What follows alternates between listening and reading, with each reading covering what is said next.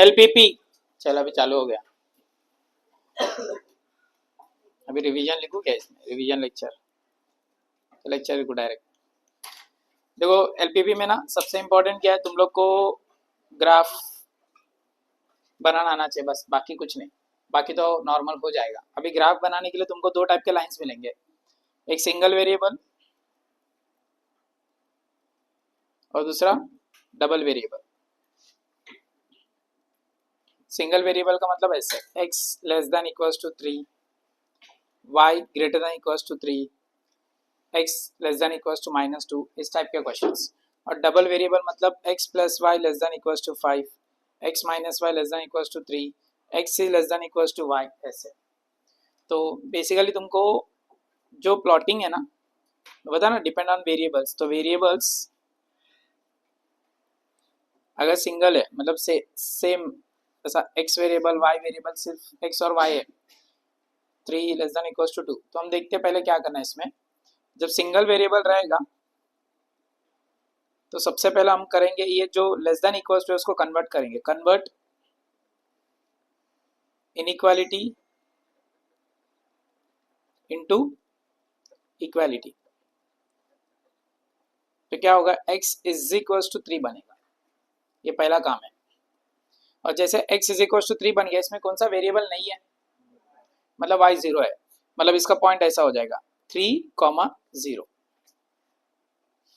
अभी y less than equals to 3 है, same statement y के लिए भी, क्या, कन्वर्ट इनइक्वालिटी इनटू, तो क्या बनेगा, y इज इक्वल्स टू 2 बनेगा, कौन सा वेरिएबल नहीं है, तो b पॉइंट बनेगा 0, 2। समझा? ऐसा प्लॉटिंग करना है। प्लॉटिंग क्या करना, कैसे करना है वो मैं बताता हूँ। पहला स्टेप तो ये है, ये फाइंड करना आना चाहिए कोऑर्डिनेट्स। उसके बाद डबल वेरिएबल। डबल वेरिएबल में दो टाइप है, एक विथ कांस्टेंट, एक विदाउट कांस्टेंट। राहुल सर पढ़ा ना, सेम ही होगा। With constant x plus y less than equals to 2, without constant x less than equals to y। ऐसा, इसमें कांस्टेंट दिख रहा है, देखो इधर कांस्टेंट नहीं है, प्लस में एडिशन में कोई एक्स्ट्रा कांस्टेंट नहीं है। अगर ऐसा है तो सबसे पहला स्टेप यही है, कन्वर्ट इनइक्वालिटी इनटू इक्वालिटी। क्या बनेगा, x plus y is equals to 2। अभी क्या करने का, put y is equals to 0 करने का, क्योंकि दो वेरिएबल है तो x का वैल्यू कितना मिलेगा, 2। ये तुम्हारा पहला पॉइंट होगा, 0, 2, 0, x का वैल्यू 2, y का वैल्यू 0। और put x is equals to 0, तुम्हारा दूसरा पॉइंट आएगा y, तो b पॉइंट होगा, क्या होगा, 0, 2। ऐसा ये दो वेरिएबल में दो पॉइंट मिलेंगे, एक वेरिएबल में एक पॉइंट मिलेगा। समझा? उसके बाद विदाउट कांस्टेंट में क्या करने का, इनइक्वालिटी कन्वर्ट होने के बाद ऐसा दिखेगा, y is equals to y। तो इसका कॉमन पॉइंट क्या बताया, put x is equals to 0 किया तो y भी कितना आएगा, तो इसका इंटरसेक्शन पॉइंट किधर है, 0, 0। ओरिजिन इसका पॉइंट होगा, पासिंग पॉइंट। ये बहुत रेयरली आता है क्वेश्चन में, ऐसा बहुत रेयर है, बहुत ज्यादा, ऐसा मतलब समझो 99% तो आएगा ही नहीं, 1% क्वेश्चन में आ सकता है, वो देखेंगे। बट मैक्सिमम यही दो टाइप के क्वेश्चन रहेंगे तुम्हारे पास। अभी करना क्या है, देखो सबसे पहला क्वेश्चन जो है दो टाइप का होता है, ऑब्जेक्टिव फंक्शन z, एक तो मिनिमाइज होगा और दूसरा मैक्सिमाइज होगा। इसके नीचे ना कुछ कंडीशंस होते हैं जिसको हम लोग बोलते हैं कंस्ट्रेंट्स। कंस्ट्रेंट्स होंगे जो x is less than equals to 2, y less than equals to 3, x plus y less than equals to 5, ऐसे। इधर भी कंस्टेंट्स होंगे, x is greater than equals to 4, x is greater than equals to 4, y is greater than equals to 4, x plus y greater than equals to 5, ऐसे। ये less than equals to question पे depend करेगा, उससे अपने को सोचने का जरूरत नहीं। अपना पहला काम क्या है, स्टेप नंबर 1 क्या है, क्वेश्चन दिखा तो स्टेप नंबर 1 क्या है, convert all inequalities into equalities. ये तुम्हारा पहला स्टेप है। और जैसे इक्वालिटी में कन्वर्ट हो जाएगा, स्टेप नंबर 2 स्टार्ट करने का, फाइंड द कोऑर्डिनेट्स। कोऑर्डिनेट्स मतलब जो ऊपर मैंने फाइंड किया ना ए बी, वैसे। और स्टेप नंबर 3 जो कोऑर्डिनेट्स तुमने फाइंड किया उससे क्या करने का, ड्रॉ करने का ग्राफ, ड्रॉ द ग्राफ। और ग्राफ जैसे ड्रॉ होगा उसमें से फिजिबल रीजन को फाइंड करने का, फाइंड फिजिबल रीजन। फिजिबल मतलब कॉमन रीजन होता है, कॉमन रीजन फाइंड करने। एंड स्टेप नंबर 5 में find coordinates of feasible reason, मतलब उसके कौन से कोऑर्डिनेट्स है, कॉर्नर पॉइंट्स क्या है वो फाइंड करने का feasible region. And the last step, put coordinates of feasible region in Z और राइट कंक्लूजन. देखो ये एक साइड से ही है, मतलब एक ही टाइप है, ऐसे ही रहेगा सब सम में, तुमको अलग अलग सोचने का जरूरत नहीं, एक ही सम करोगे ना तो भी हो जाएगा काम, बट ऐसे ही करने का, कन्वर्ट करने का, फाइंड करने का, ड्रॉ करने का, फिजिबल रीजन फाइंड करने का, कोऑर्डिनेट्स को फाइंड करने का, फिर पुट करने का. सम इजी है, थोड़ा सा लॉजिक लगाना पड़ेगा. देखो मैक्सिमाइज, सबसे पहला क्वेश्चन है maximize z is equal to x plus 2y, ऐसा क्वेश्चन आया. Subject to x plus y less than equals to 5, x is less than equals to 4, y is greater than equals to 2, ऐसा question आया और तुमको बोला है, और बाजू में ऐसा देगा x is greater than equals to 0, y is greater than equals to 0, ऐसा फॉर्मेट रहेगा क्वेश्चन का. हम लोग देख चुके हैं क्वेश्चन पेपर में, तो ये 4 मार्क्स के लिए फिक्स है क्वेश्चन. तो इसमें सबसे पहला सॉल्यूशन जब भी स्टार्ट करेंगे हम लोग इस पे नहीं जाएंगे, पहले इसको सॉल्व करेंगे पूरा. तो पहला स्टेप क्या होगा, convert all inequalities into equalities. तो क्या हो जाएगा, x plus y is equals to 5, equation number 1, x is equals to 4, equation number 2, y is equals to 2, equation number 3, x is equals to 0 and y is equals to 0, equation number 4. ये दोनों को साथ में ही लिखना है हर बार. ये हो गया. अब एक एक इक्वेशन को देखो, पहला स्टेप कंप्लीट है. क्या लिखे पहला स्टेप में, देखो convert all inequalities into equalities, complete हो गया. सेकेंड स्टेप अभी फाइंड कोऑर्डिनेट्स. तो from 1, what is 1, x plus y is equals to 5, put y is equals to 0, किसी को भी पुट करो चलेगा, we get x is equals to 5. तो तुम्हारा पहला कोऑर्डिनेट क्या है, 5,0. फिर put x is equals to 0, we get y is equals to 5. दूसरा पॉइंट क्या बन गया, 0,5. हो गया 2 पॉइंट्स. अब जाने का सेकेंड इक्वेशन में, from second x is equal to 4, इसमें कुछ पुट करने की जरूरत नहीं, क्यों, ऑलरेडी एक वेरिएबल गया, कौन सा y गया, तो बचा क्या है x है, तो c आ जाएगा डायरेक्टली, क्या 4,0. From third y is equal to 2, तो d पॉइंट आएगा, क्या आएगा 0,2. फ्रॉम फोर्थ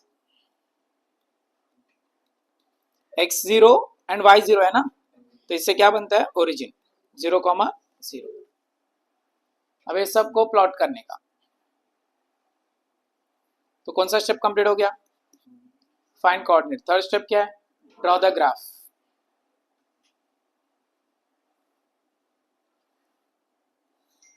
और ग्राफ में पहले देख लेने का कि फर्स्ट क्या है, फर्स्ट नेगेटिव नंबर्स है क्या, नेगेटिव नंबर्स नहीं है एक भी, देखो सब पॉजिटिव. सबसे हाईएस्ट नंबर क्या है, 5 है, सबसे हाईएस्ट नंबर 5 है, तो x पे भी 5 तक बनाने का, y पे भी 5 तक बनाना है, और इधर लिखने का y इज इक्वल टू 0, ध्यान से इधर लिखने का x इज इक्वल टू 0, इधर लिखने का scale 1 centimetre is equal to 1 unit on both axis. हो गया. उसके बाद अभी पहला पॉइंट a कितना दिया है, 5,0, प्लॉट करो a. दूसरा 0,5 b, ये दोनों पॉइंट्स एक के ही है, दोनों को कनेक्ट करो. इधर लिखो इक्वेशन, इक्वेशन लिखो ना तो L1 लिखो, x plus y is equal to 5. फिर दूसरा क्या है, 4,0 है c, बट c के साथ कोई जोड़ी है क्या, नहीं, वो सिंगल पॉइंट है, तो सिंगल लाइन ड्रॉ करने का. x के ऊपर वर्टिकल बनेगा, y के ऊपर हॉरिजॉन्टल बनेगा. इधर लिखने का x इज इक्वल टू 4. तीसरा 0 का क्या, 0,2, इधर से d, इसका भी कोई जोड़ी नहीं है, इधर लिखने का y इज इक्वल टू 2. हो गया. अभी ऑब्जर्व करने का फर्स्ट वाला पॉइंट लाइन जो है वो देखो x plus y less than equal to 5 है। लेस देन मतलब टुवर्ड्स ओरिजिन, ग्रेटर देन मतलब अवे फ्रॉम ओरिजिन। तो लेस देन है ना, तो रेड कलर का टुवर्ड्स ओरिजिन होगा शेड इधर। सेकंड उसका भी लेस देन है तो किधर होगा, टुवर्ड्स ओरिजिन। थर्ड इसका भी क्या है, ग्रेटर है क्या, ग्रेटर है। ग्रेटर मतलब अवे फ्रॉम मतलब ऊपर की तरफ होगा। तो अब ये तीनों कहाँ मिल रहा है, किधर, इधर ही।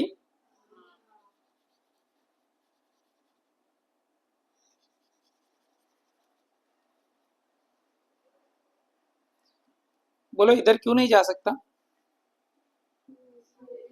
उसमें रेड नहीं है, रेड कलर का शेड नहीं, इधर क्यों नहीं जा सकता, उसमें पिंक नहीं है, पिंक के बिलो है ना वो, इधर भी नहीं जा सकते, भी बिलो है। तो इसके लिए कॉमन रीजन क्या आया, एक बी, एक डी, तीसरा ई। तो अभी नाम दो, क्या बोलोगे, B D E B, close करने का, close, B D E B is a feasible reason.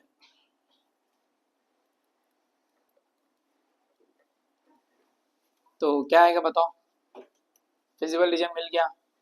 Step number कौन सा स्टेप कंप्लीट हो गया, ड्रॉ द ग्राफ भी हो गया और फिजिबल रीजन भी हो गया। अभी क्या चाहिए, कोऑर्डिनेट्स चाहिए। तो कोऑर्डिनेट्स देखो उसका क्या क्या है, बी का क्या है कोऑर्डिनेट, बी का कोऑर्डिनेट है 0,5, डी का कोऑर्डिनेट है 0,2, बट ई का कोऑर्डिनेट पता है क्या, नहीं पता, तो फाइंड करना पड़ेगा। तो लिखो यहाँ पे E is the intersection of, देखो ध्यान से किसका किसका इंटरसेक्शन है वो, y इज इक्वल टू 2 और x plus y is equal to 5, x plus y is equal to 5 and y is equal to 2। Yes no, अब बताओ क्या आएगा, x plus y is equal to 5, put y is equal to 2 in equation number 1, वही x plus 1 is equal to 5 में, तो x plus 2 is equal to क्या बनेगा 5, x is equal to 3 बनेगा, x 3 मिला y 2 मिला। तो मेरा ई पॉइंट क्या रहेगा, ऐसा फाइंड करना है ई।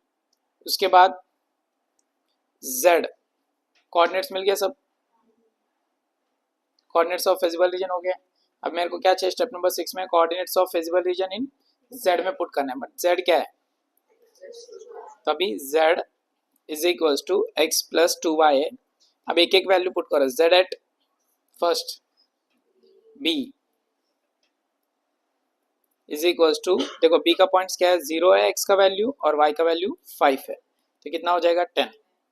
फिर z एट d, x का वैल्यू उधर 0 है, y का वैल्यू 2 है, तो answer is 4। z at e, x का वैल्यू 3 है, y का वैल्यू 2 है, तो 3 प्लस 4 आंसर इज 7। तो कौन सा वैल्यू क्या चाहिए उसको, मैक्सिमाइज चाहिए कि मिनिमाइज चाहिए, मैक्सिमाइज चाहिए। तो कहाँ पे मैक्सिमम है, 10 10 10 10 मैक्सिमम है, तो क्या लिखोगे, conclusion z is maximum at point b 0,5, therefore x is equals to 0 and y is equals to 5 is the solution of LPP। ये तुम्हारा कंक्लूजन हो गया। देखो फर्स्ट कोऑर्डिनेट्स हो गए, पुट द कोऑर्डिनेट्स हो गया, राइट द कंक्लूजन भी हो गया। इतना ही करने का, यही चेस्ट है फॉलो करने का हर समय, इजी। एक सम सॉल्व करेगा बोर्ड वाला,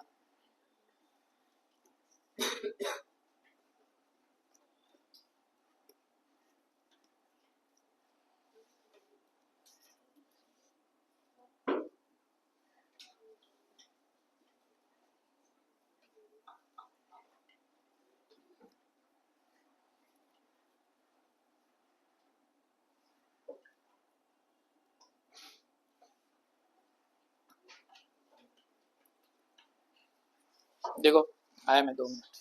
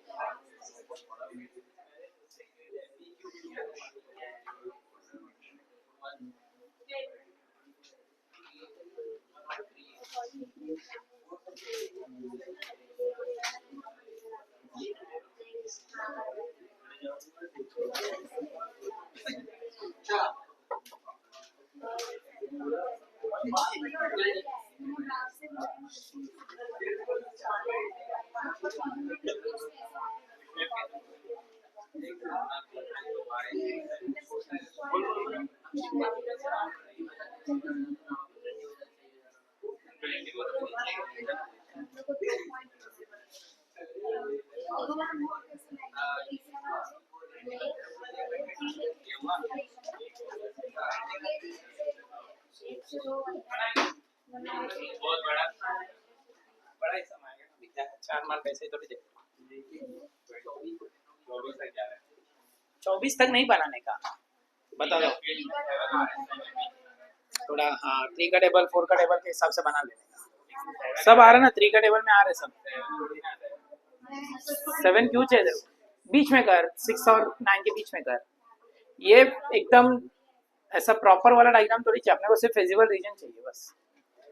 बने पहले वाले का कोऑर्डिनेट्स कुछ ऐसा है क्या? ए कोऑर्डिनेट आया 24,0 और बी कोऑर्डिनेट आया 0,6, राइट, उल्टा भी चलेगा। और सी कोऑर्डिनेट आया 7,0 और डी कोऑर्डिनेट आया 0,21 और डी ई पॉइंट 0,9 और एफ पॉइंट 9,0 आया सबको, और ओरिजिन 0,0। जब प्लॉट करेंगे देखो 3 का ले लो, 3, 6, 9, 12, 15, 18, 21,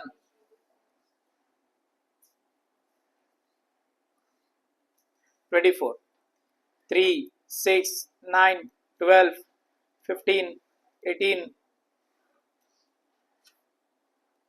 21, 24। स्केल लिखो, 1 centimetre is equal to 3 units on both axis. इधर y इज इक्वल टू 0 लिखो, इधर x इज इक्वल टू 0 लिखो। और पहला पॉइंट क्या है, 24,0 मतलब इधर आएगा a। दूसरा पॉइंट क्या है, 0,6 मतलब इधर आएगा। फिर दोनों को ज्वाइन करो। फिर दूसरा 7,0 मतलब ये दोनों के बीच में ऐसा किधर c पॉइंट आएगा। फिर उसके बाद 0,21 इधर आएगा d पॉइंट।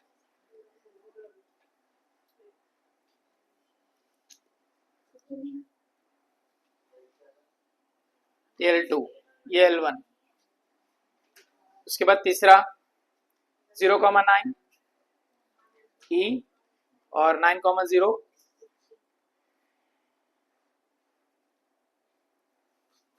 अभी तीनों का लेस देन है तो इधर आएगा शेड। तो ये पता है ओरिजिन है, ये पता है B है, ये अननोन है क्या है G, ये अननोन है H और ये अननोन, ये नोन है C। तो फिजिबल रीजन का नाम क्या आएगा, OBGHCO क्लोज। O पता है, B पता है, C पता है, G और H फाइंड करना पड़ेगा। G कहाँ का, किसका किसका इंटरसेक्शन है, L1 और L3 का, दोनों को साइमल्टेनियसली करने का। और H L2 और L3 का। बताओ क्या इंटरसेक्शन का, बताओ पक्का। तो मिलेगा OBGHC, पुट करने का किसमें, Z में। हो जाएगा 4 मार्क। ठीक है, देखो कुछ कुछ क्वेश्चंस ऐसे हैं जो ऐसा पेपर में आने वाला ही है, तो ऐसा टाइप का तो क्वेश्चंस कम कर लो। 4 मार्क वाले में अपने को चाहिए ही चाहिए, क्योंकि कुछ और क्वेश्चंस अगर टफ आए तो फिर ये मैनेज हो जाएगा। Done, LPP clear.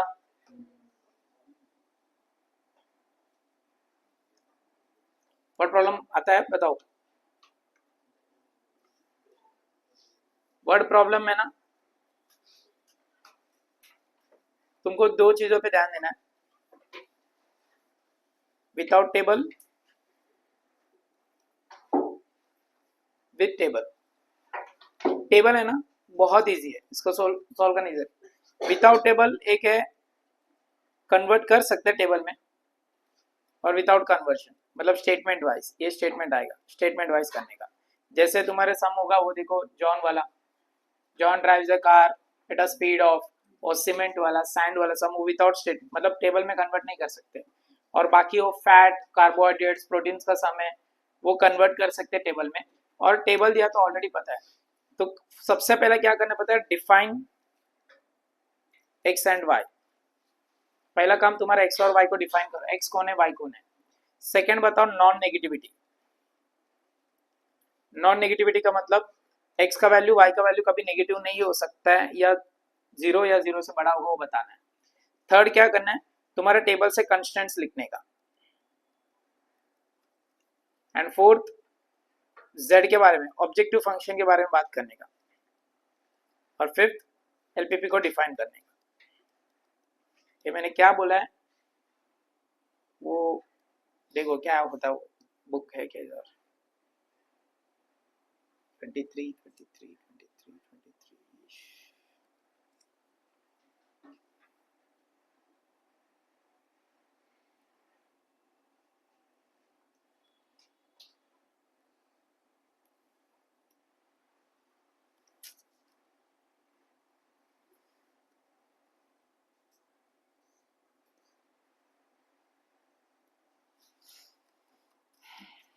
देखो वर्ड प्रॉब्लम बहुत रेयरली पूछते हैं, बट सेफ साइड के लिए प्रैक्टिस करके रखो, पूछ लिया तो आरी सर वो याद करेंगे।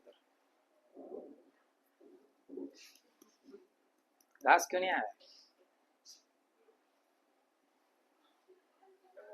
वापस कर रहे हैं ऐसे रहे, कितना पीछे छप रहा। देखो ये सब टेबल वाले सम्स है। पहला स्टेप क्या बोला मैंने, एक्स और वाई को डिफाइन करना है। देखो एक्स और वाई को डिफाइन करने के लिए सिंपल ये देखने का, sale of A sale of B बोला ना, तो एक्स क्या रहेगा ए रहेगा, वाई क्या रहेगा बी।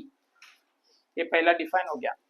उसके बाद नॉन नेगेटिविटी तो नॉर्मल स्टेप है। उसके बाद क्या बोला है, कंस्टेंट्स लिखो। कंस्टेंट्स कैसे लिखने का देखो, ये 10 है, ये 6 है, 60 है, इधर कौन सा दिया है अवेलेबल दिया है, अवेलेबल मतलब लेस देन इक्वल्स टू, और मिनिमम रिक्वायरमेंट वर्ड आएगा तो greater than equals to, at least आया तो greater than equals to, at most आया तो लेस देन इक्वल्स टू। तो ऐसा लिखने का 10x plus 6y less than equals to 60। Second 5x plus 4y less than equals to 35। ये हो गया स्टेप नंबर 3। फोर्थ स्टेप में क्या बोला, z को डिफाइन करना है। तो देखो profit on the sale of a is 30 rupees, b is 20 rupees, तो टोटल प्रॉफिट कितना होगा, एक के ऊपर 30 रुपए मिल रहे हैं, तो कितने प्रोडक्ट्स है ऐसे x, कितने प्रोडक्ट्स है y, तो 30x प्लस 20y, ये तुम्हारा z हो गया। एंड क्या बोला है, एलपीपीटी को बनाओ, मैक्सिमम प्रॉफिट चाहिए, तो मैक्सिमाइज z। इसको लिखना कैसे देखो, first step, let x and y be the number of units of a and b respectively। Step number 1 complete. x और y को डिफाइन कर दिए, x is greater than equals to 0, y is greater than equals to 0, non negativity बता दिए। अभी क्या बोला step number 3 में, कंस्टेंट्स बताना है। फ्रॉम दी अबाउट टेबल, जो तुम्हारे क्वेश्चन में टेबल रहेगा, constraints are given by बोलो पहला कंस्टेंट क्या आएगा? 10x plus 6y, 6y is less than equals to 60. Second constant 5x plus 4y is less than equals to 35 हो गया थर्ड स्टेप। फिर इसके बाद बताओ the profit on sale of 1 unit of A and B is rupees 30 and rupees 20 respectively. Therefore, total profit is equals to, बोलो क्या होगा total profit?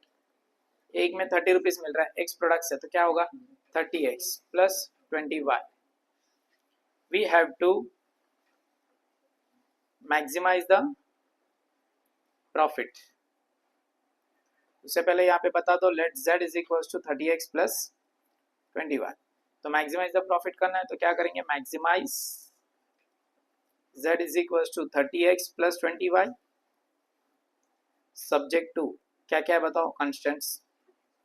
First है 10x plus 6y less than equals to 60, 5x plus 4y less than equals to 35, x is greater than equals to 0, y is greater than equals to 0। खत्म, इतना ही लिखने का। But ये कब होगा, जब टेबल दिया है। फिलहाल टेबल का ही प्रैक्टिस करो, फिर हम लोग विदाउट टेबल का सेकेंड रिवीजन में देखेंगे। तो बोलो फर्स्ट क्या दिया है, in cattle breeding form it is prescribe that food ration for animals must contain 14, 20 to 1 units of nutrients A, B, C respectively. Two different kinds of fodder are available. But मैंने क्या बोला, x और y कैसे decide करने के इधर से, cost of fodder 1 and fodder 2।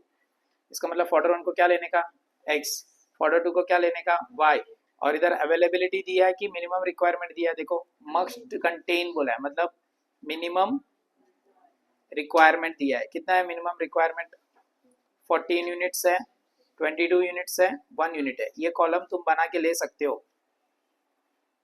फिर अभी बताओ पहला स्टेटमेंट,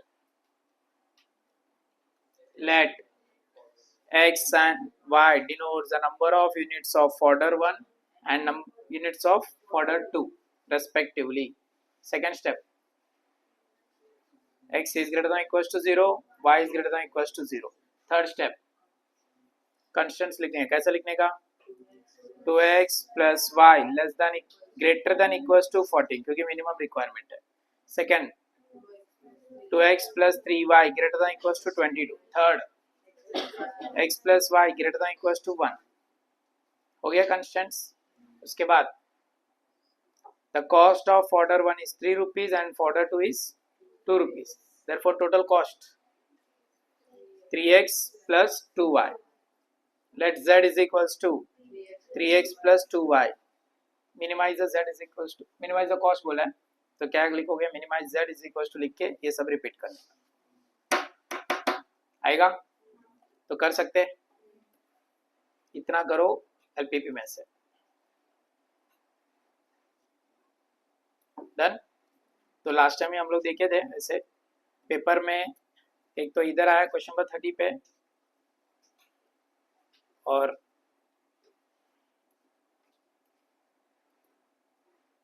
मार्च में भी क्वेश्चन नंबर 30 पे वही जगह पे था ना। अच्छा ये क्वेश्चन को ध्यान से देखो, इधर ऐसा दिया है, मर्ज करके दिया है, इसको तुम लोग स्प्लिट करके लिखो। कैसे लिखोगे, x less than equals to 3 पहला, y less than equals to 3 second, x plus y less than equals to 5 third, x is greater than equals to 0, y is greater than equals to 0 fourth.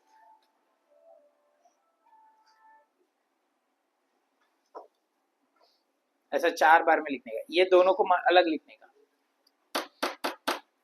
Clear, ये easy है, same question अभी यही discuss किया अपन, सिर्फ number change किया उसने, हो जाएगा।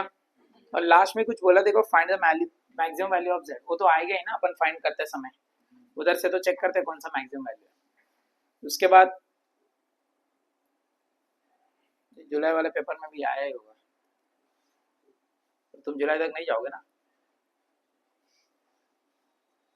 अरे मतलब पास हो जाओगे ना ऐसे। ये देखो क्या है, वर्ड प्रॉब्लम है, इससे टेबल बनाने का ऐसा। Two manufacturers product produces A and B product, और क्या बोला है, processed on two machines M1 and M2. The product A requires 1 minute of processing time on M1 and 2 minutes on M2. Product B को कितना लगेगा, 1 minute on M1 and 1 minute on M2. और कितना minutes available है, देखो machine M1 is available for 450, not more then 450, मतलब 450 तक available है। तो अवेलेबिलिटी कितना है, 450 मिनट्स है, दूसरे का 600 मिनट। देखो टेबल बन गया। किसको X बोलेंगे, किसको Y बोलेंगे, एक मिनट 450 एंड 600, हाँ किसको X बोलेंगे, A को X बोलेंगे, B को Y बोलेंगे। तो पहला कंस्ट्रेंट कैसा बनेगा, X प्लस वाई, अवेलेबिलिटी मतलब लेस देन इक्वल्स टू 450, दूसरा लेस देन इक्वल्स टू 600। फिर इधर देखो क्या करने बोला है, मैक्सिमम प्रॉफिट बोला है। एक के ऊपर कितना प्रॉफिट आ रहा है, 3 रुपए, दूसरे के ऊपर 4 रुपए, मतलब 3x प्लस 4y, इजी।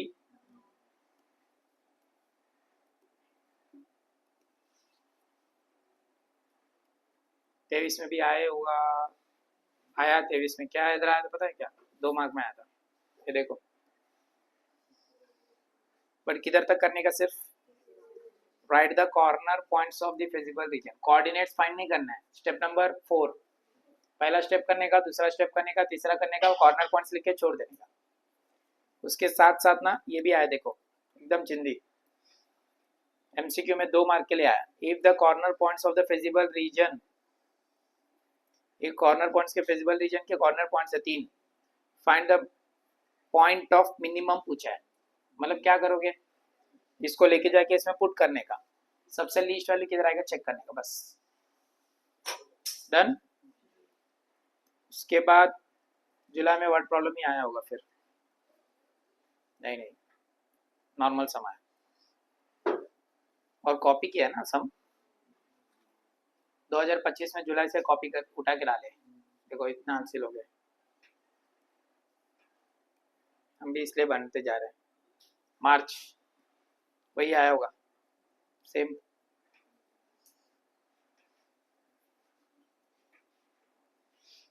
जुलाई वर्ड प्रॉब्लम।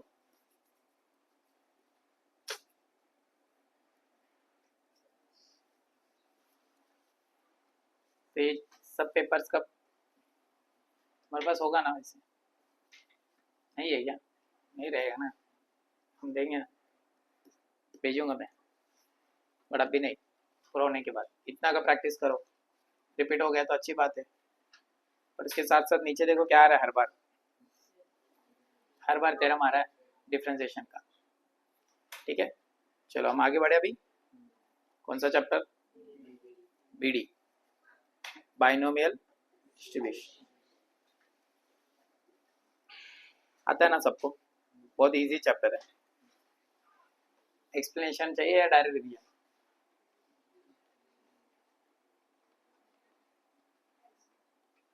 हाँ अर्षित। अच्छा बताओ, बाइनोमियल डिस्ट्रीब्यूशन हम क्यों चेक, होता क्या है, वो नहीं पूछने का, सम कैसा करने का फटाफट याद है, बोल शान बोल।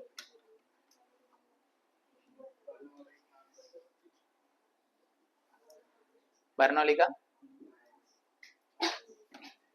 बर्नौली ट्रायल्स का एक्सटेंशन है, मतलब आगे वाला पार्ट है। नंबर ऑफ टाइम्स, एक एक्सपेरिमेंट को अगर रिपीट करते जाएंगे n टाइम्स, तो वहां पे क्या फॉर्म होता है, बाइनोमियल डिस्ट्रीब्यूशन। देखो तुमको याद होगा 3 कॉइन्स का, एकदम बेसिक एग्जांपल 10th स्टैंडर्ड का, 3 coins are tossed. 3 coins are toss में तुम लोग सैंपल स्पेस लिखते थे, याद है, HHH, HHT, HTH ऐसा लिखते थे, ऐसा 8 एलिमेंट्स लिखते थे। वो 8 एलिमेंट में से तुमको ऐसा पूछता था प्रोबेबिलिटी ऑफ, मतलब तुमको वहां पे बोलता था find the probability of getting 2 heads. तो तुम क्या करते थे, इसमें ढूंढते थे किसमें किसमें 2-2 हेड है, वो ढूंढ के वैसे 3 बार होता था, 3 आउट ऑफ 8 लिखते थे प्रोबेबिलिटी ऑफ जो भी इवेंट है, वो इवेंट का आंसर, याद है। अभी भी हम लोग वही कर रहे हैं, बस थोड़ा अलग स्टाइल से कर रहे हैं। कैसे, अभी मेरे पास 3 कॉइन्स है, टॉस किया, इतना मुझे पता है कि हर कॉइन पे हेड या टेल आएगा, राइट। इसका मतलब सक्सेस फेलियर 50-50 चल रहा है। कितने रेट में सक्सेस होगा? हाफ। फेलियर में हाफ। क्यों? पता है, हेड टेल का ही चलेगा, कॉइन है तो। अभी मैं क्या डिमांड किया पता है क्या? मेरे को 2 हेड्स चाहिए। कितना हेड्स चाहिए? अच्छा 2 हेड्स चाहिए तो पहले तो कॉइन चाहिए ना, मतलब मेरे को कितने कॉइन्स पे हेड्स चाहिए? 2 कॉइन पे हेड्स दिखना चाहिए। तो मैं क्या करूंगा, पहले ये 3 में से 2 कॉइन को उठा लूंगा। 3 में से 2 कॉइन को उठाना मतलब सेलेक्ट करना। Select, selection. कितने कॉइन्स है? कितने कॉइन सेलेक्ट कर रहे हैं? तो 3C2 कॉम्बिनेशन उठा लिया। अब जो उठा है ना, उस जगह पे क्या आना चाहिए? हेड ही आना चाहिए। दूसरे जगह पे भी क्या आना चाहिए? हेड ही आना चाहिए। तीसरे जगह पे क्या आना चाहिए? टेल आना चाहिए। अगर हेड आ गया ना तुम फंसे, क्योंकि मेरे को कितने हेड चाहिए? 2 ही चाहिए, तो टेल ही आना चाहिए। तो बताओ पहले जगह पे क्या आना चाहिए? पहले जगह पे क्या आना चाहिए? हेड। दूसरे जगह पे हेड, तीसरे जगह पे। इसका मतलब पहला कॉइन पे हेड चाहिए ना। इंग्लिश में नहीं बोल सकते हेड चाहिए, प्रोबेबिलिटी में बोल सकते हैं हाफ चाहिए। सेकेंड जगह पे क्या चाहिए? हेड चाहिए, हाफ चाहिए। थर्ड जगह पे क्या चाहिए? हेड टेल चाहिए, हाफ चाहिए। हो गया प्रोबेबिलिटी। बट इसको सॉल्व करके देखो, 1/8 आता है, 3C2 3 आता है, 3 इंटू 1/8 3/8 होता है। देखो 3/8 ही आया ऊपर भी अपने को। इधर कंफ्यूजन क्या होता है पता है? ये हाफ किसका है, ये हाफ किसका है, ये हाफ किसका, अपने को पता नहीं। बट अपन अगर सपोज ये डाई थ्रो करेंगे, डाई में ऑप्शंस क्या होते हैं? 1 2 3 4 5 6। बट एक डाई पे ना, ये डाई को मैं 4 बार थ्रो कर रहा हूँ। 4 बार मतलब कितने ऑप्शन आएगा तो सोच लो, बहुत ज्यादा आता है। 6/4 मतलब 36 इंटू 36 1096 समथिंग आंसर आता है। वो तो छोड़ दो, उससे अपने कुछ उससे फर्क नहीं पड़ेगा। कितने बार थ्रो कर रहे हो? और मुझे क्या चाहिए? 2 बार में, 2 डाइज में 1 चाहिए। मतलब अभी मेरे पास 4 डाइज है, ऐसा होता है ना, 4 डाइज में 1,1,1,1,1, फिर 1,1,1,1,2, ऐसा पूरा लिखने के बाद 2 डाइज में, एग्जैक्टली 2 डाइज में 1 चाहिए। ये नहीं चलेगा मेरे को। क्यों? इसमें 4 डाइज में 4 जगह है ना, कोई 2 जगह पे 1 चाहिए। तो पहला काम क्या करोगे? पहला क्या सोचोगे पता है क्या? एक डाई पे चांसेस कैसा है? एक डाई पे, इसको ही बोलते हैं बर्नौली ट्रायल। एक डाई पे क्या चांसेस है 1 आने का? 1/6 है। नहीं आने का? 1 नहीं आने का 5/6 है। 5/6 में मैं हार जाऊंगा, 1/6 में मैं जीत जाऊंगा। तो जीतने का चांसेस 1/6, हारने का चांसेस 5/6। अभी कितने बार टॉस किया हूं मैं? 4 मेरा 4 में से कितने बार चाहिए मुझे? तो 4C2। अब वो 2 बार क्या चाहिए? 1 चाहिए। मतलब पहले बार भी 1 चाहिए, दूसरे बार भी 1 चाहिए, तीसरे बार 1 नहीं आना चाहिए, चौथे बार 1 नहीं आना चाहिए। पहली बार 1 चाहिए मैथमेटिक्स में, दूसरी बार 1 चाहिए, तीसरी बार, लास्ट टाइम हो गया। तो अब इसको ऐसा लिखेंगे 4C2 1/6 कितनी बार आएगा? 2 बार। 5/6 जितने बार बचा है उतना आएगा, 2 बार। समझा? बट इसको ही कितने बार ट्रायल कर रहे हैं? तो इसको हम बोलते हैं n। क्या चाहिए तुमको? 2, उसको बोलते हैं x। कितना सक्सेस है? 1/6, उसको बोलते हैं p। और सक्सेस के पावर में कौन सा नंबर आएगा? जो नंबर इधर आया, मतलब x। और सामने कौन है? फेलियर, तो फेलियर को बोले q। और ये कितना आएगा? n-x। n मतलब टोटल, टोटल में से 2 गया तो 2 बचेगा। और ये तुम्हारा probability of x is equal to x का फॉर्मूला है फॉर बाइनोमियल डिस्ट्रीब्यूशन। क्या है formula? NCx p raise to x q raise to n-x। अब तुम्हारे फॉर्मूला के हिसाब से थोड़ा सोचो। अगर मैं NCx p raise to x q raise to n-x लिख रहा हूं, तो इसमें मेरे को कौन से टर्म्स चाहिए? n चाहिए, p चाहिए, q चाहिए, x नहीं चाहिए। x तो वो डिमांड करेगा। अरे वो सामने वाले पूछेगा ना, मेरे को 10 बार कॉइन टॉस किया तो उसमें से 6 बार, मैं अगर क्वेश्चन पूछूंगा बाइनोमियल का, ऐसा पूछूंगा 10 बार कॉइन टॉस किया, उसमें से 6 बार क्या आना चाहिए? हेड आना चाहिए। तो मैं पूछ रहा हूँ ना 6 बार हेड आना चाहिए, तो मैं दूंगा ही तुमको। अगर मैं पूछूंगा नहीं तो तुम्हारे पास रहेगा ही नहीं ना। अगर मैं बोलूंगा मैं 7 फैमिलीज को सेलेक्ट किया, बताओ उसमें से 3 फैमिलीज के पास टीवी होने का चांसेस क्या है? तो ये 3 क्या रिप्रेजेंट कर रहा है? x। 7 क्या रिप्रेजेंट कर रहा है? n। क्या रिप्रेजेंट कर रहा है? n। ये n है, ये x है। अब तुम उसको क्वेश्चन करोगे या तुम खुद फाइंड करोगे कि टीवी का चांसेस क्या है एक फैमिली के पास। अगर कोई एक रैंडम फैमिली को सेलेक्ट करूंगा, उसके पास टीवी होने का चांसेस क्या है? 50% है चांस सपोज। इसका मतलब सक्सेस कितना मिलेगा और फेलियर भी कितना मिलेगा? 60% है सपोज। तो सक्सेस कितना मिलेगा और फेलियर कितना मिलेगा? 40। इसका मतलब success plus failure is always equals to 1। Clear? तो हर सम में सबने को क्या चाहिए? n चाहिए, p चाहिए, बाकी q अपने आप आता है। अब मैं बोलूंगा मैं जीतूंगा, मैं जीतने का, मैं 12th स्टैंडर्ड में 90% लाने का चांसेस 90% है, नहीं लाने के चांसेस 10% है।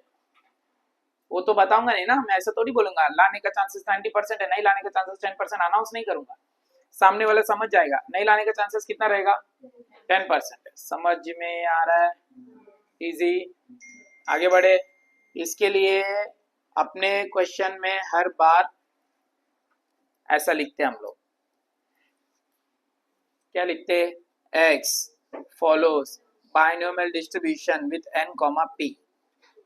अम्यूजमेंट पार्क गए कभी ऐसे? संग्रीला या किधर तो गए होंगे ना, पिकनिक विकनिक गए होंगे। वो पिकनिक जाते समय देखो ना, अपने को एक बैंड लगा दिया हाथ में, वो बैंड के बिना अंदर, अच्छा पूछो क्या पब गए क्या, है ना? अभी तक हर्षित असमत तो नहीं ना?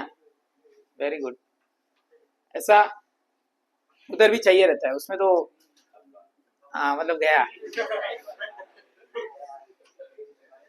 आने कैसे दिए तेरे को? 18 साल के नीचे है ना तू? तो वो बैंड क्यों चाहिए? हर्षी बोल, बैंड क्यों चाहिए? हाँ, एंट्री लेने के लिए बैंड नहीं चाहिए। अंदर जितने भी पार्क के अंदर जो भी है ना मशीन, वो सब मशीन को अगर तुमको यूज करना है ना, वो बैंड दिखाना पड़ेगा। एंट्री क्या है? एंट्री तो ऐसे ही जा सकते हैं। उधर जाने के बाद तुमको चेक करेगा वो तुम्हारे पास है क्या बैंड।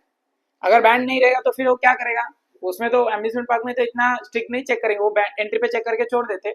बट बेसिकली तुमको ऐसा बोलते हैं बैंड रहना चाहिए लास्ट तक, क्योंकि कोई भी चेक कर सकते हैं। वैसे ही ये एंट्री टिकट है। किसको यूज करने के लिए पता है? ऊपर वाला फॉर्मूला को यूज करने के लिए। ये फॉर्मूला ना कोई भी यूज नहीं कर सकता है, जो इसको फॉलो करता है, किसको? बाइनोमियल को, वही ये फॉर्मूला यूज कर सकते हैं। बिकॉज तुम्हारे टेक्स्ट बुक के हिसाब से एक ही डिस्ट्रीब्यूशन सिखा है, विच इज बाइनोमियल, बट होते बहुत सारे डिस्ट्रीब्यूशन। पॉइजन होता है, नॉर्मल होता है, जाएगा ऊपर से। इसके लिए हर सम में ना ऐसा बताना पड़ता है, एक्स फॉलोज किसको, तब जाके तुम इस फॉर्मूला को यूज कर सकते हो। अदरवाइज तुम्हारे पास कोई राइट्स नहीं, मतलब ये नहीं लिखोगे ना, ये यूज करोगे ना, एग्जामिनर 0 देगा। वो बताना कोशिश कर रहा हूँ, मतलब पकड़ के बाहर फेंकेंगे ना वो लोग, वैसे इधर भी तुमको मस्त एक स्माइल लेंगे। समझा? तो बताओ क्या फाइंड करूं सबसे पहला?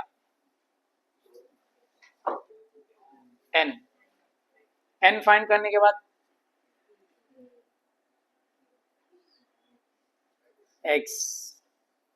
एक्स किसको डिनोट कर रहे हो बताना पड़ता है। क्यों पता है? देखो एन फाइंड किया, सपोज मैंने ऐसा डाई को थ्रो किया, 6 बार थ्रो किया, क्या मिला?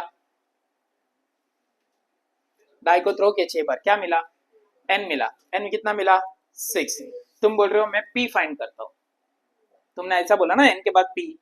तुम सपोज बोल रहे हो पी फाइंड करता हूँ, पी मतलब सक्सेस। अभी मैं क्या कर रहा हूँ देखो, डाई को 6 बार थ्रो किया, चलो फाइंड करो बोला। हाँ मतलब ये तो पूछेंगे ना क्वेश्चन, क्या फाइंड करना है, वो बिना तुम लोग अज्यूम किए पी कैसे निकालोगे?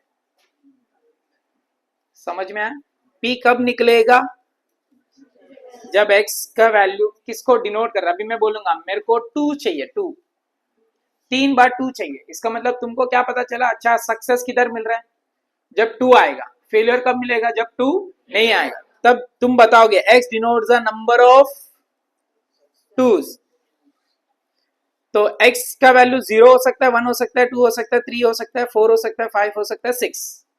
क्यों 0 मतलब कहीं पे भी 2 नहीं आएगा, कोई और नंबर से आएंगे। 1 मतलब एक बार 2 आएगा, ऐसा 6 मतलब 6 बार 2 आएगा। ये मेरा x का वैल्यू है। अभी मैं सोचूंगा अच्छा एक बार आने का चांस कितना है, एक डाई में 2 आने का चांस कितना है, 1/6। तो q क्या मिलेगा, 5/6।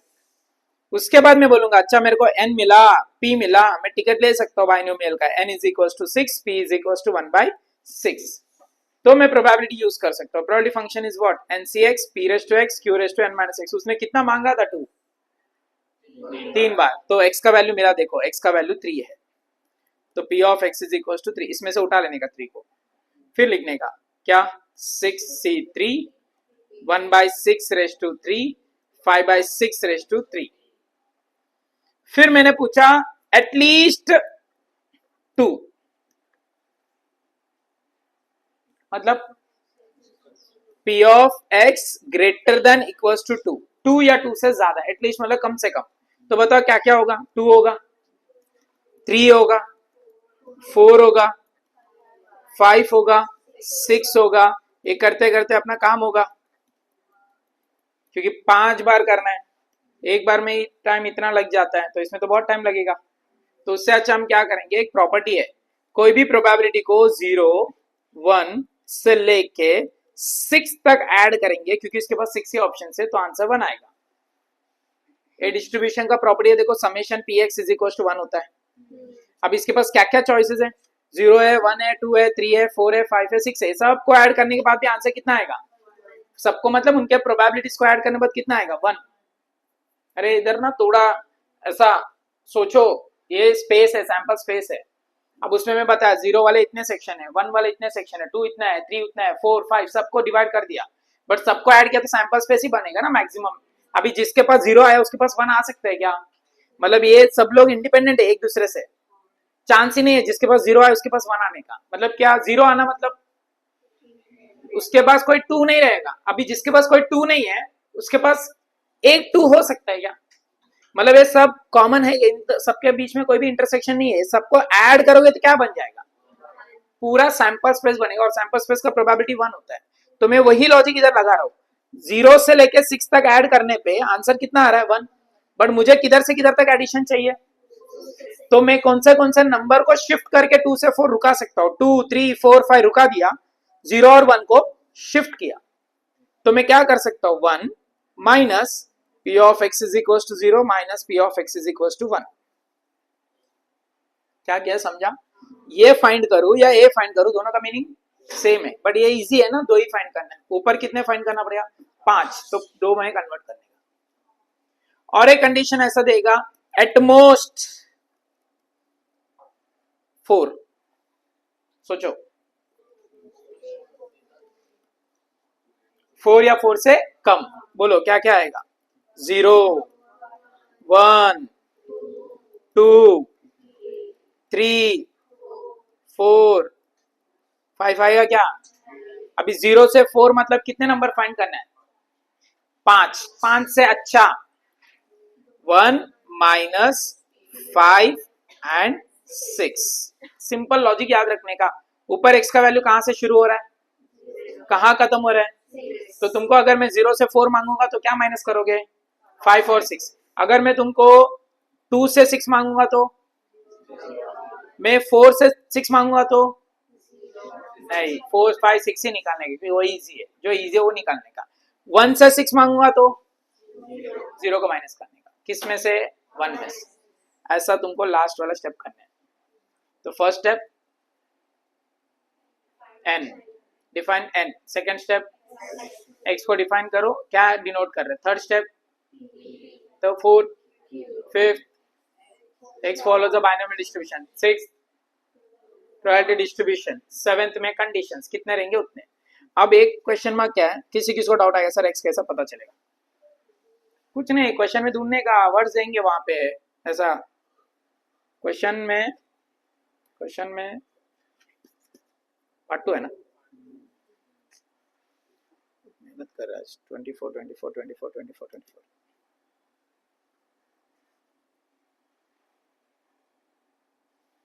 ऐसा क्वेश्चन पढ़ते समय ना उसमें सब जगह पे वर्ड्स लिखे रहेंगे, क्या फाइंड करना है वो फाइंड के हिसाब से जाने का। जैसे अभी इधर देखो, ये सबको दिख रहा होगा, सक्सेस सक्सेस सक्सेस।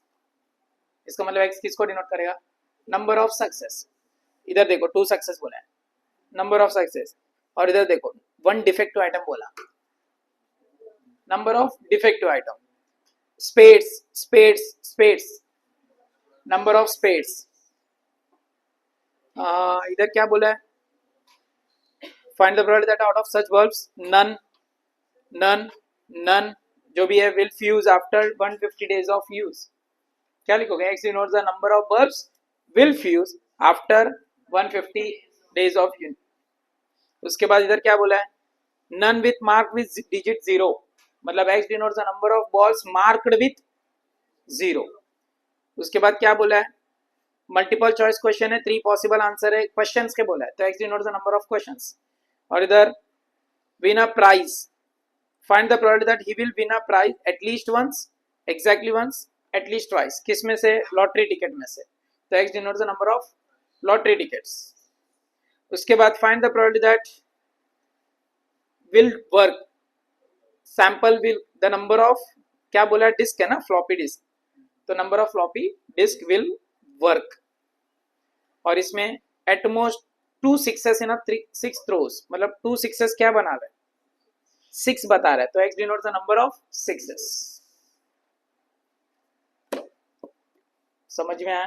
तो एक्स डिफाइन करना डिफिकल्ट नहीं है, बट एक बार एक्स डिफाइन हो जाएगा ना फटाफट आंसर आ जाएगा। तो तुम लोग ना कोशिश करो, ऐसा बताने की कोशिश करो। फर्स्ट सम में पहला क्वेश्चन पढ़े, एक लाइन पढ़ा मैं, a die is thrown 6 times, तो उसके नीचे क्या लिखो? n is equals to 6। ये मेरा स्टेप नंबर 1 कंप्लीट। अब भी मैंने बताया स्टेप नंबर 2 में क्या होना चाहिए? x होना चाहिए। तो स्टार्ट करो, let x denotes number of success. तो x का वैल्यू क्या क्या हो सकता है? देखो इधर कितना लिखा हुआ है n में, 0 से वहां तक जाओ जहां तक n है, 0 1 2 3 4 5 6 पहुंचे 6 तक। अब बताओ सक्सेस का डेफिनेशन क्या है? दिया है getting an odd number is a success. इसका मतलब p is equals to 3 out of 6। क्यों? एक डाई में कितने बार ऑड नंबर आते हैं? 3 बार, 6 में से, तो 1/2, सक्सेस इज हाफ, फेलियर भी हाफ। मिल गया p और q। Step number 4 complete. 5 x follows a binomial distribution with n is equals to 6, p is equals to half. Next step, probability p of x is equals to n c x p raised to x q raised to n minus x. Next step में पहला case 5 success, मतलब x का value 5। Second case at least 5 success, मतलब x का value at least मतलब कम से कम मतलब 5 से शुरू होगा, 5 के आगे भी होगा, तो ग्रेटर देन इक्वल टू, मगरमच्छ का मुंह x के तरफ खुलता है, ऐसा ऐसा। और एटमोस्ट 5 सक्सेस मतलब, अच्छा इसमें 5 और 6 होंगे ना सेकेंड वाले में। थर्ड वाले में 0 1 2 3 4 5 से अच्छा 1 माइनस 6। पक्का समझ में आया? सेकेंड वन बताओ, मैं लिखूंगा, तुम बताओ। पहला लाइन पढ़ो, a pair of 4 dice are thrown, therefore n is equals to 4। हो गया। Second, find the probability of success बोला है, तो let x denotes the number of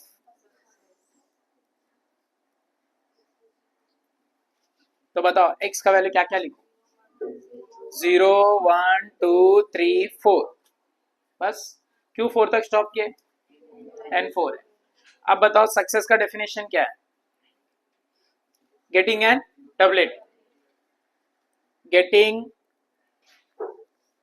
a doublet is a success, therefore p is equals to, सोचो अभी एक die को देखो, पेयर ऑफ डाइस बोला है, मतलब 2 डाइस को 4 बार फेंके, तो इधर मेन सिंगल एक्सपेरिमेंट क्या है? पेयर है, सिंगल एक्सपेरिमेंट में एक दो डाइस को लेके तुम फेंकोगे, कितने बार डबलेट आएगा? डबलेट का मतलब सेम सेम आएगा, 6 बार। 1 1 2 2 3 3 4 4 5 5 6 6, 6 बार आएगा। कितने में से? 36 में से। तो कितना चांस है? 1/6। Since p plus q is equals to 1, therefore what is q? 5/6। 1 minus 1/6 मतलब 5/6 हो गया, pq मिल गया।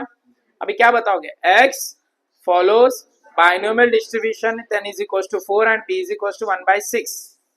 Next, therefore the probability function is p of x is equals to x and cx p raised to x q raised। कौन provide किया function?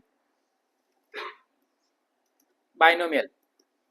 तुम entry किया ना, तो उसने प्रोवाइड किया। अब कंडीशंस पे जाओ। पहला कंडीशन, एक ही कंडीशन है उसमें, find the probability of getting 2 success. क्या चाहिए? p of x is equals to 2, 4c2 1/6 raised to 2 5/6 raised to 4 minus 2, 4c2 is 6। अतः कॉम्बिनेशन कैलकुलेट करना, जिसको नहीं आता है वो लोग देख लो। 4c2 में क्या करने का पता है? 4 से 2 नंबर लिखने का। क्यों 2 नंबर लिखने का? नीचे 2 है। अगर 4c3 होता तो क्या लिखने का? 3 नंबर लिखने का।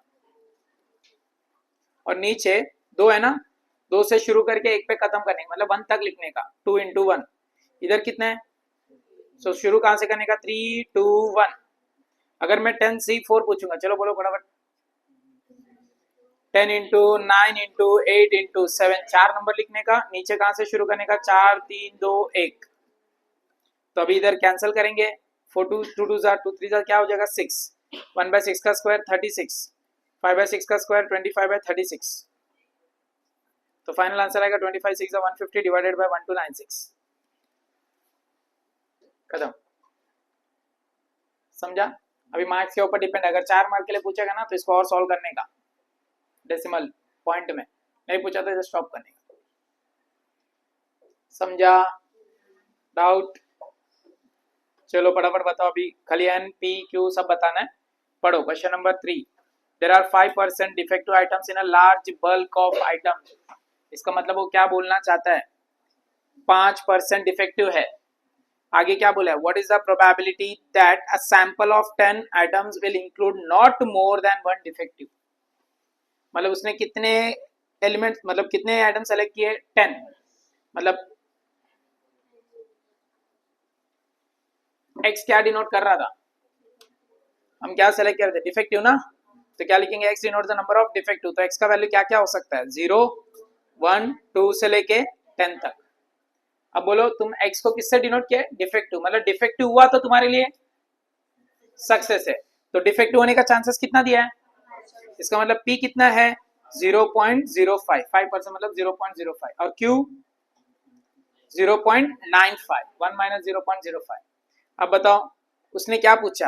What is the probability. उसके आगे का स्टेप बता। Next follows a binomial distribution with probability function, वो सब लिखने का। उसके बाद उसने पूछा will include not more than 1 defective item.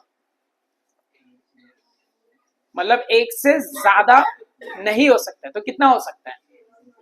एक भी हो सकता है, एक से कम हो सकता है। मतलब वो बोलना चाहता है x is less than equals to 1। तो कौन सा वैल्यू निकालने का? 0 और 1 हो जाएगा। Question number 4। 5 cards are drawn successfully with replacement. देखो रिपीट किया है कितने कार्ड्स के साथ? 5 cards from a well shuffled deck of 52 cards. 52 cards में से रिप्लेस किया 5 कार्ड को। कितने बार? 5 बार निकाला है। तो बताओ n क्या है? देखो एक्सपेरिमेंट कितने बार होता है वो n होता है, किसके ऊपर कर रहे हैं वो नहीं। अभी 2 डाइस को 4 बार फेंका तो तुम लोग 36 बोले क्या? 4 बोले ना। और कॉइन एक कॉइन को 10 बार फेंका तो n इज इक्वल टू 10। एक डाई को 7 बार फेंका तो n is equal to 7। Die है ना, एक ही काम को 7 बार रिपीट कर रहा है।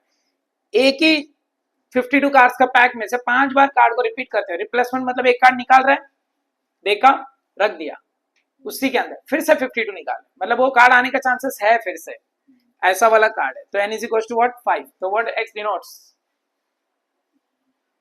आगे बढ़ने का, इधर पढ़ने का। इधर x denotes the number of spades. तो x का वैल्यू क्या क्या हो सकता है? 5 तक ही हो सकता है। उसके आगे सक्सेस कब मिलेगा, स्पेड आएगा, तो P का वैल्यू क्या होगा, 13 कार्स होते स्पेड्स डिवाइडेड बाय 52 कितना आएगा 1/4, Q 3/4, फिर प्रोबेबिलिटी फंक्शन आएगा। पहला कंडीशन क्या है, all the 5 cars are spades, x is equals to 5, only 3 cars are spades, none is a spade, clear। चलो, probability that a bulb produced by a factory will fuse after 150 days of use is 0.05, तो what is, अच्छा find the probability that out of 5 such bulbs, मतलब n कितना है, x क्या denote करेगा, number of bulbs fuse after 150 days of use, तो बताओ x का प्रोबेबिलिटी का वैल्यू क्या रहेगा, उसने दिया ना 0.05, नहीं होने का चांसेस, और उसको क्या चाहिए, नन चाहिए, नन मतलब कोई बल्ब फ्यूज नहीं होना चाहिए, मतलब x is equal to 0, not more than 1,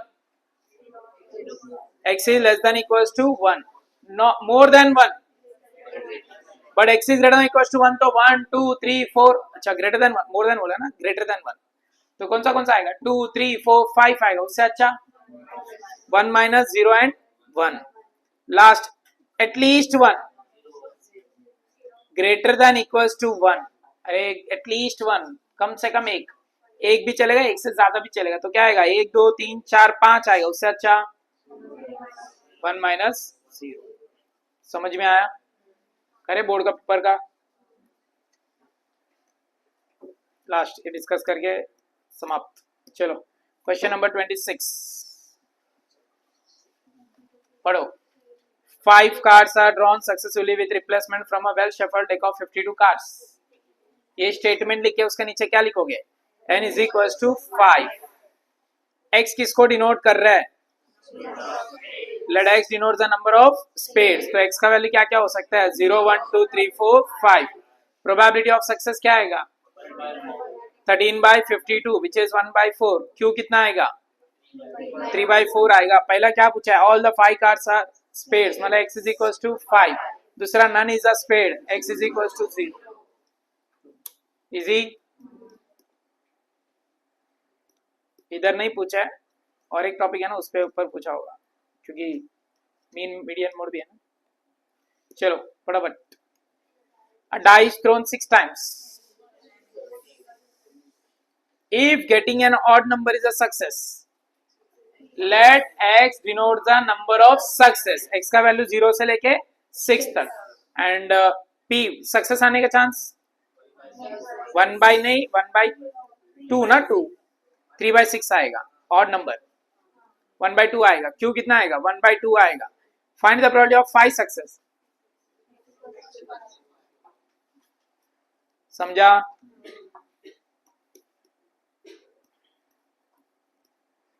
उधर ही है, फिर से वही क्वेश्चन है, सेम क्वेश्चन है, नहीं करना चाहिए,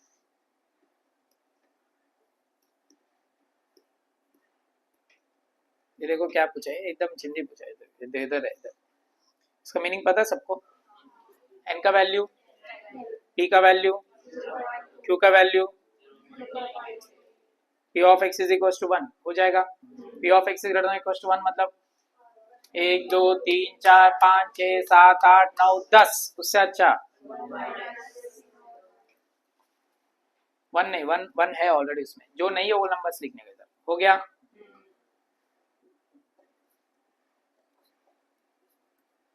दो मार्क वाले में भी आता है, बट इसमें प्रोबेबिलिटी डिस्ट्रीब्यूशन आ गया,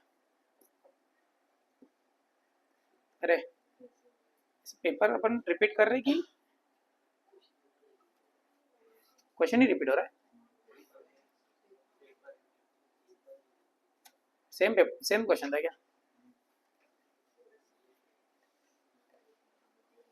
क्या बात है। चलो इसमें 2 मार्क वाले में नहीं है, 3 मार्क वाले में है, दर्द हो रहा है, ऐसे ही होता है, एटलीस्ट 5 बोला है, x is greater than equal to 5, 5 और 6 निकालने का, इधर भी है सेम दिया है, देखो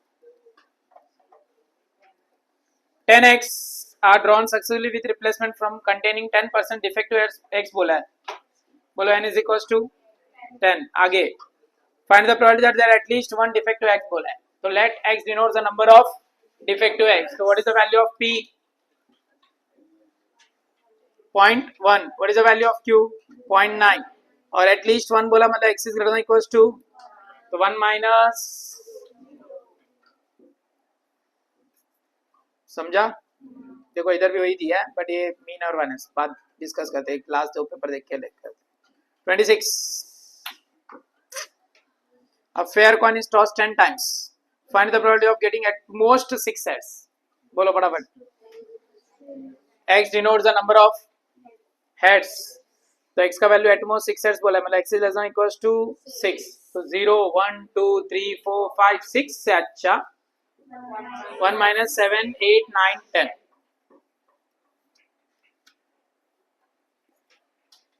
जगह कर ही लिया वो एकदम पक्का वाला. 26 क्वेश्चन का बोलो. It is known that 10% of certain article manufactured are defective. What is the probability that in a random sample of 12 such articles 9 articles are defective? बोलो n is equals to, और x denotes the number of defective, p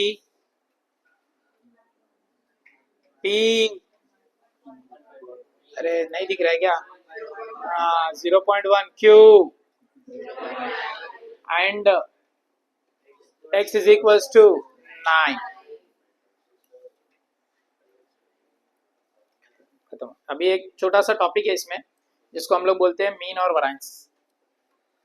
mean को हम denote करते हैं e of x से, जिसका formula आता है np, और वराइंस को डिनोट करते हैं हम लोग npq से, फॉर्मूला npq. ये क्या है? वराइंस है. अब बताओ, अगर समझो मैंने तुमको n दे दिया, p दे दिया, तुम इजीली मीन निकाल सकते हो. कौन सा फॉर्मूला से? np से. 10 into 0.3 से आंसर 3. ये ना कर लो टॉपिक, अभी पेपर में दिखाऊंगा मैं. मैक्सिमम टाइम से एक क्वेश्चन में आएगा, ऐसा एमसीक्यू में आएगा, नहीं तो 2 मार्क वाले में आएगा, किधर ना किधर आएगा. अभी आया था जहाँ पे अपन बैक कर दिए क्योंकि ये नहीं डिस्कस किया ना.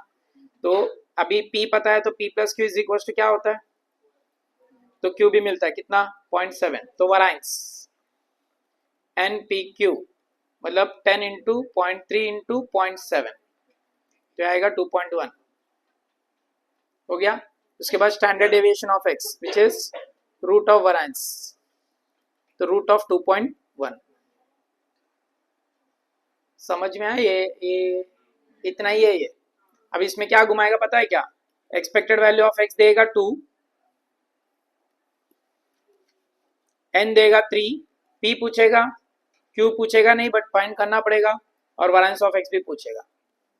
पहले इसका फॉर्मूला डालो. What is expected value of x? np. 2 होगा, np का वैल्यू 3p होगा. p कितना आएगा? 2/3 आएगा. q कितना आएगा? 1/3 आएगा. वराइंस कितना आएगा? npq 3 into 2/3 into 1/3, 3 cancel, answer is 2/3 मतलब 0.67. पक्का? अब देखते हैं वो टाइप के हम किधर किधर आए. देखो अभी इधर 2 मार्क आया ना 26 वाले में, फिर डायरेक्टली ना 2 मार्क वाले में जाओ. इधर इधर आएगा. देखो इधर नहीं आया, क्वेश्चन नंबर 13 14 में नहीं आया, आया तो इधर ही आएगा. नहीं आया ना, अभी एमसीक्यू में जाओ. देखो एमसीक्यू में आया mean and वराइंस of binomial distribution 18 and 12. मतलब मीन मतलब ये क्या है? एनपी है और ये एनपीक्यू है. याद रखो वराइंस हर बार मीन से छोटा होता है. तो एनपी कितना दिया है? 18. एनपीक्यू कितना दिया है? 12. देखो एनपी का वैल्यू इधर मैं पुट कर सकता हूँ, तो 18 क्यू कितना होगा? 12. तो क्यू कितना होगा? 2/3.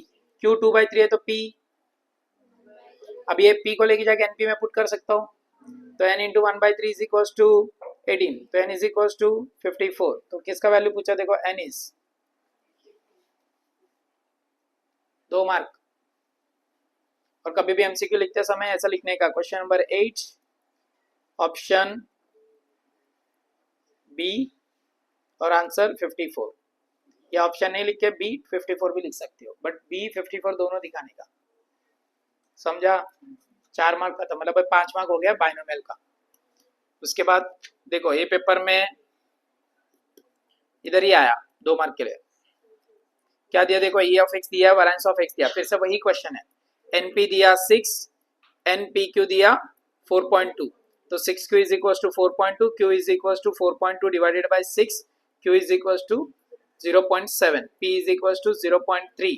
देखो n चाहिए उसको, तो np कितना है 6 है, तो n into 0.3 is equal to 6, तो n is equal to 6 upon 0.3, 1 जा 20 जा 20 जा 2 जा नहीं, तो n is equal to what 20, p is equal to what 0.3। अब एमसीक्यू में नहीं पूछा, मतलब वो देखो एमसीक्यू में पीडी का पूछा है, समझ रहे हैं?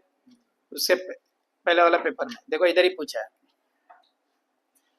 क्या दिया, p दिया है, e ऑफ x दिया है, क्या निकलेगा उसमें से n निकलेगा, निकल गया, और p मिला मतलब, और वैरिएंस ऑफ x पूछा है, मतलब इसमें भी pd दिया होगा, देखो pd दिया है क्वेश्चन में, समझा? उसके बाद वाले पेपर में इधर तो आया है 26 में, और 14 में देखो नहीं दिया है, इसका मतलब एमसीक्यू में दिया होगा। एमसीक्यू में पीएमएफ का दिया है, अस्सी भी करा है अपना ये पेपर। ये कौन सा पेपर है? मार्च 2023 में, इधर भी नहीं दिया, और 2 मार्क में भी नहीं दिया। 2 मार्क में देखो ये क्या दिया है, मीन नंबर ऑफ रैंडमली, मतलब पीडी दिया है, और इधर 26 वाले में दिया है क्वेश्चन, बस मार्च 2023 के हिसाब से आए तो 3 ही मार्क देगा अपने को। देखो इधर दिया है, क्या है, n दिया है, p दिया है, ex पूछा है, वैरिएंस ऑफ x पूछा है, एकदम सीधा सीधा। ex का फॉर्मूला np, मतलब ये दोनों का मल्टीप्लिकेशन 4, तो 4 दो ऑप्शन में है, c में भी है, किसमें, और a में भी है, तो आंसर c। ठीक है, वैरिएंस क्या होता है, npq, npq कितना है 0.6, तो आंसर इज c। इधर आया और इधर तो नहीं आया, इधर आया था, याद है ना, क्वेश्चन नंबर 25 आया था। उसके बाद इधर पूछा क्या, इधर नहीं पूछा, एमसीक्यू में देखो पूछा है, ये सेम क्वेश्चन पेपर है क्या, 2 बार ओपन किया क्या? हाँ, ये इधर दिया क्वेश्चन नंबर 26 में, और उसके बाद एमसीक्यू में दिया है, मीन दिया है, वैरिएंस दिया, सेम क्वेश्चन कॉपी किया किधर का, तो 54 टिक करने का। तुम्हारा एग्जाम आया तो भी 54 डायरेक्ट करने का, सॉल्व करके नहीं दिखाना। ये क्वेश्चन नंबर 26 में दिया है, देखो इधर भी दिया है, नहीं प्रोबेबिलिटी डिस्ट्रीब्यूशन पूछा है, एमसीक्यू में दिया है, क्या हुआ इसको, सेम है क्वेश्चन पेपर या एक बार चेक कर लेते हैं अपन। ये 2024 का है, ये भी 2024 से 2 बार कैसे ओपन हुआ? चलो लास्ट, ये कौन सा पेपर है, February 25, लेटेस्ट में आया, बट अभी तो से देखो, अभी लेटेस्ट पेपर में भी सेम है कुछ, इस बार भी सेम आएगा। 24 में आए तो 25 में आने में क्या तकलीफ है, तेरे को बता क्या आए तो लिखो, नहीं आए तो छोड़ दो। ये 26 में हो गया, मतलब अपने कैलकुलेशन के हिसाब से बीडी 2 एमसीक्यू का, और एलपीपी लॉजिक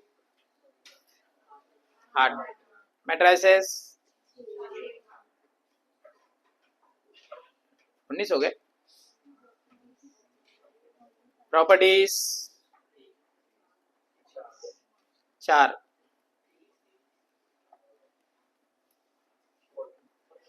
बस अभी 23, इंटरनल के मार्क्स 20 डीटी के हिसाब से,